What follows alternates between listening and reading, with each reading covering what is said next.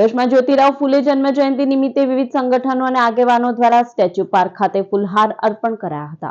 Bharuch channel Narmada સ્થિત statue park ખાતે જ્યોતિરાવ ફૂલેની જન્મ જયંતિના અવસરે તેમની પ્રતિમાને ફૂલહાર અર્પણ કરાયા હતા। બામસેફ, ઇન્સાફ, બીએમજી અને આદિવાસી અસ્મિતા સંરક્ષક સમિતિ તેમજ અન્ય સંગઠન અને સમાજ દ્વારા આયોજન કરાયું હતું, જેમાં કનુભાઈ પરમાર, દિવ્યેશ પટેલ, બેચર રાઠોડ સહિતના આગેવાનો જોડાયા હતા। 11મી એપ્રિલ મહાત્મા જ્યોતિબા ફૂલેજીનો આજે જન્મદિવસ છે।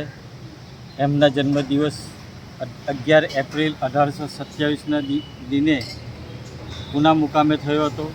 મહાત્મા જ્યોતિબા ફૂલે જેઓએ સમાજને સુધારક અને એમના સમય દરમિયાનની અંદર એમના પત્ની સવિતાબેન ફૂલેના એક પ્રથમ મહિલા તરીકે એમણે શિક્ષણની અંદર આગેકૂચ કરેલી હતી અને આપણા ભારતના ઇતિહાસની અંદર પહેલાં શિક્ષિકા તરીકે મહાત્મા ફૂલેજીના પત્ની સવિતાબેનના સ્ત્રીઓના હક માટે તેઓ લડેલા હતા।